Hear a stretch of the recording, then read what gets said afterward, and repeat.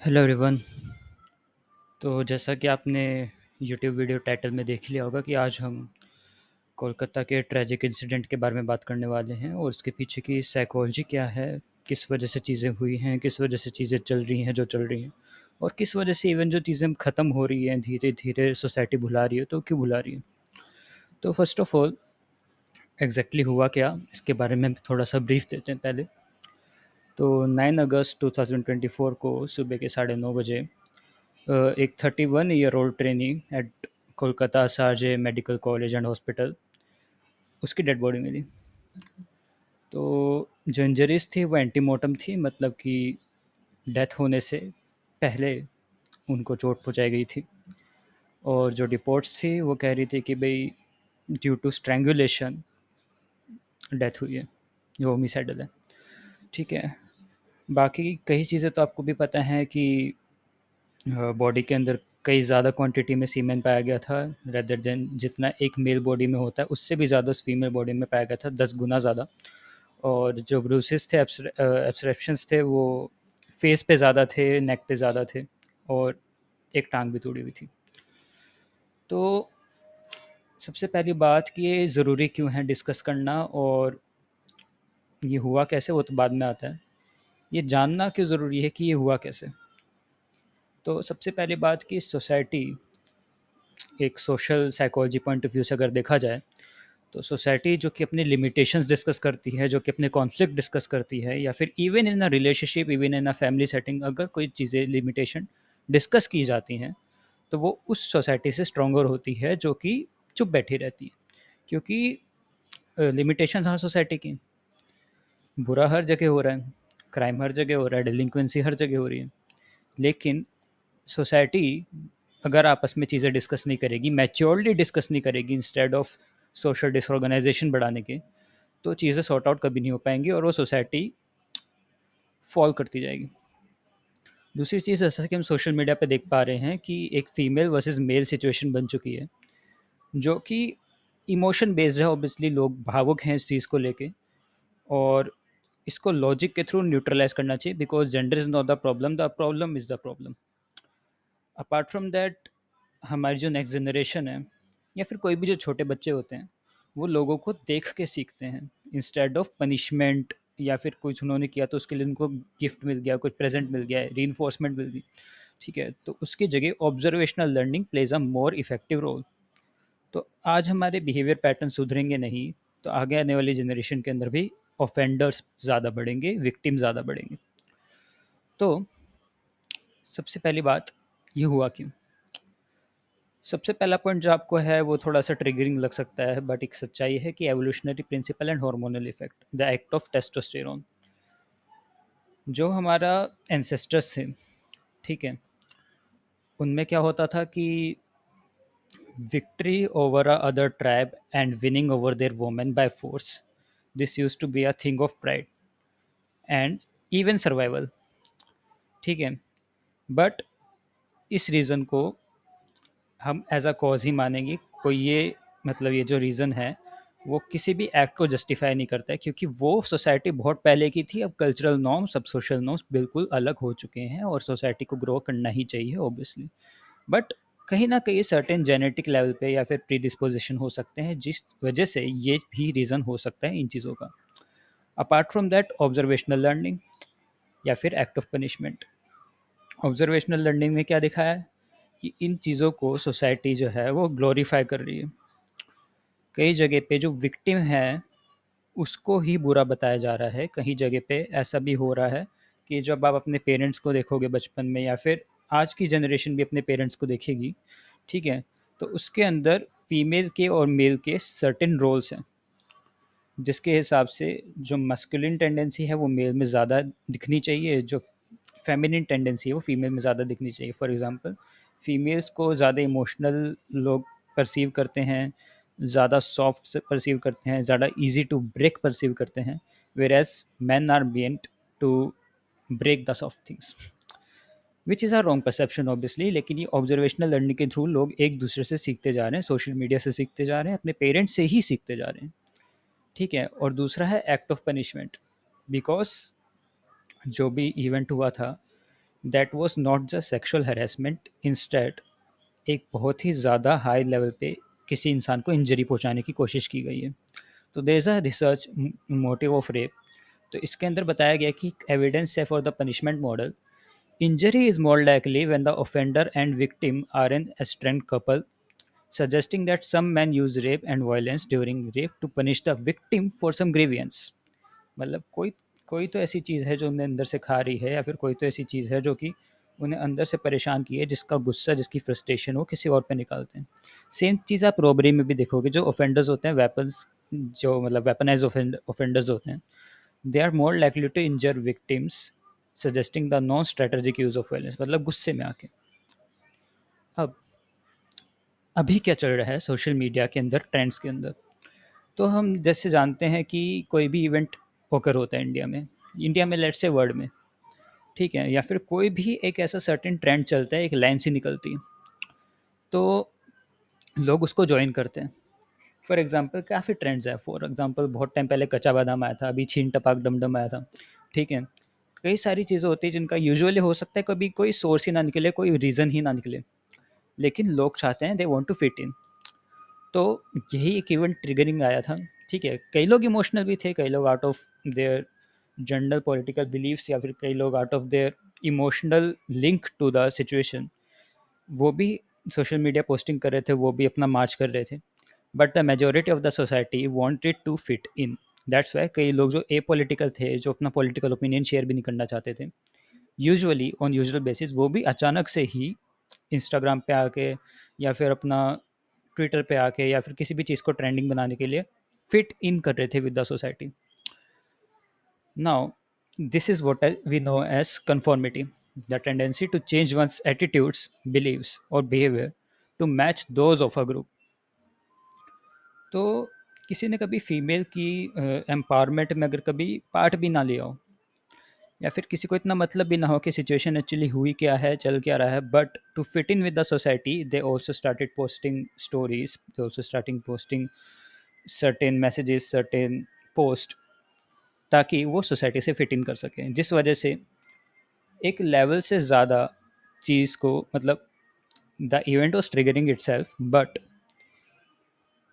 एक तरीके से देखा जाए तो इन्फ्लुएंस कम हो रहा था इंसान, और ट्रिगर ही ज़्यादा हो रहा था, because of the reason of conformity.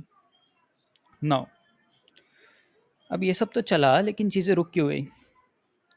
हाँ ठीक है, लोग इमोशनल हैं, अभी जो ऑफेंडर है उसको शायद सज़ा भी नहीं मिली है, ठीक है। और गवर्नमेंट्स का भी हमने देखा है कि कैसे पॉलिटिकल, वो हम डिस्कस नहीं करने वाले, बट सबको पता है कि क्या हो रहा है। तो अब सोशल मीडिया पे चीज़ें फेड आउट हो रही हैं, तो इसकी रीज़न क्या है, किस वजह से हो रही है? तो फर्स्ट ऑफ ऑल इसकी एक पर्टिकुलर एटीट्यूड फॉर्मेशन की, हाउ टू से, प्रोसेस चलती है, ठीक है। क्या होता है कि सबसे पहले कोई भी ट्रिगरिंग इवेंट ऑकर होता है, जैसे ही वो ऑकर होगा, जैसे ही हमारे पास न्यूज़ पहुंचेगी, हमारा उससे रिलेटेड कोई इमोशनल रिएक्शन बनेगा, कोई बिहेवियरल टेंडेंसी बनेगी, जिस वजह से एक एटीट्यूड फॉर्म होएगा towards the triggering event. And same time पे सोसाइटी का भी एटीट्यूड फॉर्म हो रहा है। नाउ सोसाइटी क्या करती है कि अपने ओपिनियंस इस बारे में देगी, सोशल मीडिया पे पोस्ट करेगी, वहाँ से एक ट्रेंड निकल के जाएगा, ट्रेंड होएगा तो कन्फॉर्मिटी से और लोग आएंगे, उनकी भी कॉग्निटिव कंसिस्टेंसी जो है, कि हाँ हमारे जो बिलीव्स है वो कंसिस्टेंट रहने चाहिए with the social norms, with our own instincts, सबको मिला के साथ में चलना चाहिए, तो वहाँ से और लोगों के भी ओपिनियन बनेंगे। लेकिन क्या होगा कि एक टाइम के बाद क्या होगा कि एक के बाद एक इवेंट तो आते रहते हैं, चाहे सेंसिकल हो या नॉन सेंसिकल हो। तो इवेंट की नेचुरल एलिसिटिंग टेंडेंसी जो हुआ था वो फेड होने लग जाएगी, और जैसे ही न्यू इवेंट एमर्ज करेंगे तो नए एटीट्यूड फॉर्म होंगे, नए ट्रेंड निकलेंगे, फिर से कन्फॉर्मिटी होगी, न्यू एटीट्यूड बनेंगे, और ऐसे ही साइकिल गोज ऑन। तो शुरुआत से शुरू करते हैं। एक ट्रिगरिंग इवेंट हुआ, लोग इमोशनल हुए, गवर्नमेंट ने भी अपना कुछ पॉलिटिकल व्यू पॉइंट दिए, इवन जो बाकी पॉलिटिकल मेंबर्स हैं, इवन जो एनजीओज़ हैं, इवन जो अलग अलग मेडिकल हॉस्पिटल्स हैं, मेडिकल कमेटी है, सब ने अपनी तरफ से कोशिश की। उसके बाद इवेंट फेड आउट हुआ, न्यू इवेंट्स आने लग गए, न्यू एटीट्यूड आने लग गए, और चीज़ें ख़त्म होती चली गई। तो अब चीज़ें ख़त्म हो गई हैं, we can call it a day, battle over. But unfortunately war isn't. क्यों? क्योंकि सेम टाइम पे जब ये सब हम फेज़ देख रहे थे कन्फॉर्मिटी का, ट्रेंड का, तो एक ट्रेंड और सामने आया था, and that was not just any trend की social trend, but a report, and the report was this: searches for victims video trend on Google porn sites. That is कि लोग सर्च कर रहे थे about the video of the particular incident on porn sites, specially on the porn sites को influence में मैं यहाँ पे मेंशन इसलिए कर रहा हूँ because motive was not for any research purpose, motive was not for any support, motive was not for any out of any emotional reaction, but out of curiosity and out of very inhuman, very, how to say, uh, sexual beliefs or sexual inclinations. Now, हम क्या कर सकते हैं ऐसा कि हम चीज़ों को बदल सकें? फर्स्ट ऑफ ऑल, जैसे मैंने पहले भी बोला था, facing the problem not the gender. आपको यहाँ पे देख के लग रहा होगा कि जेंडर इज़ द प्रॉब्लम में भी, क्योंकि अगर चीज़ ट्रेंड पे जा रही है तो a majority of the mail population must be searching it, so majority of the mail population is not reliable. All men are dogs, all men are rapist, but I wouldn't disagree with you. I agree, all men are, but at the same time all men are also protectors, all men are also sole earners of their family, all men are also caregivers, all man, not just one. But आप कौन सी tendency को reinforce करते हो और कौन सी tendency को आप दबाने की कोशिश करते हो, उस पर डिपेंड करता है कि सोसाइटी किस तरफ जाती है। अब अगर 1000 लोग भी ऐसे हैं जो कि सोसाइटी के लिए खतरा है या फिर लेट से फीमेल के लिए खतरा है, लेकिन एक इंसान भी ऐसा है जो कि एक अच्छा इंसान है, अगर आप उस एक अच्छे इंसान को भी सपोर्ट करो so it can change the whole story. How? क्योंकि अगेन उस एक इंसान के नाम पे ट्रेंड निकलेगा, एक पॉजिटिव वे में ट्रेंड निकलेगा, एंड सोसाइटी के बिलीव्स फिर से चेंज होने के चांसेस बढ़ जाएंगे। The second thing, encourage children to have a healthy friendship with the opposite gender. That is a very crucial part because बचपन में ही एक बिलीफ बना दिया जाता है कि लड़कियों साथ लड़के नहीं रहेंगे, लड़कों साथ लड़कियां नहीं रहेंगी, क्योंकि जेंडर रोल्स जो होते हैं उनके काफ़ी हद तक डिवाइड कर दिए जाते हैं। But when they will know by observational learning कि एक दूसरे की नीड्स क्या हैं, एक दूसरे की बॉडी लैंग्वेज क्या है, एक दूसरे के साथ हम कैसे कोलैबोरेटिव वे में अपनी लाइफ को आगे बढ़ा सकते हैं, तो बच्चों के लिए काफ़ी हेल्प होगी और इन द फ्यूचर जनरेशन जो ऐसे इंसिडेंसेस हैं उनका आना बहुत कम हो जाएगा। क्यों? क्योंकि boys have a physical tendency to save, girls have a physical girls have a emotional tendency to support.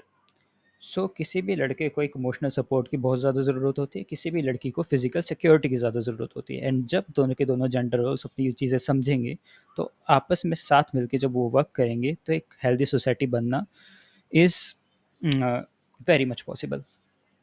Then the third point is punishment to the offender is important. Of course, it is. But prevention of future offenders is even a more prior necessity. Society को अपने आप को as a ideal देखना चाहिए to the upcoming society, upcoming generation. उनके behaviours अगर male versus female बोलेंगे तो the next generation will also see each other as a enemy. Now the last point जो आपको थोड़ा सा अटपटा लग रहा होगा कि ये क्या लिखा हुआ है, तो दैट इज़ डोपामिन डिटॉक्स। जिस हिसाब से हमारी सोसाइटी आगे बढ़ चुकी है, जिस हिसाब से हमारा इवन ऑन इंडिविजुअल बेसिस हम आगे जा रहे हैं, तो यू विल सी कि आप कई सारी चीज़ें हैं जिसके अंदर you can not wait, you basically need instant gratification, जो कि हमारा डोपामिन हार्मोन का काम होता है। तो कहीं भी हम बैठे हैं हम यूजुअली फ़ोन चलाने लग जाएंगे, हम सोशल मीडिया देखने लग जाएंगे। इवन सोशल मीडिया पे भी there is the concept of reels now, कि जिस कंटेंट को हमें देखने में पहले 1-1 घंटा लग जाता था यूट्यूब की वीडियो पर, वो भी हमें बस 15 सेकंड में समझना है, जानना है और उससे इंटरेस्ट लेना है। तो that thing needs to be a bit delayed. तो पर्पस हमारा क्या रहना चाहिए कि हम जितना हो सकता है अपनी बॉडी को अडेप्ट करें कि डोपामिन कम से कम हमारा मतलब उस पर डिपेंडेंसी रहे, और जिस वजह से हम थोड़ा सा वेट करेंगे, चीज़ों को खींचेंगे ताकि हम लॉजिकली उस चीज़ के बारे में सोच सकें, और इमोशनली रिएक्शन लेने की जगह रिस्पॉन्सिबिलिटी लें चीज़ों की और लॉजिकली चीज़ों को देखने लगें। So that's the reference for the particular study which I have mentioned here. या that is the motive of rape study, जो कि मैं यहाँ पे रेफरेंस दे रहा हूँ। आप चाहे तो इसका स्क्रीनशॉट ले सकते हैं या फिर चाहे तो आप अभी इसको सर्च कर सकते हैं। And that's it, that's from my side. एक जस्ट साइकोलॉजिकल ओपिनियन है। इट मे बी बायस्ड, हो सकता है कि मैंने सारे की सारी चीज़ें ना देखी हूँ, बट काफ़ी हद तक मेरे को लगता है कि सोसाइटी की हेल्प कर सकता है व्यू पॉइंट। सो धन्यवाद again. I am ending with the quote that the betterment of the society is not a job to be left for a few. It's a responsibility to be shared by all. धन्यवाद।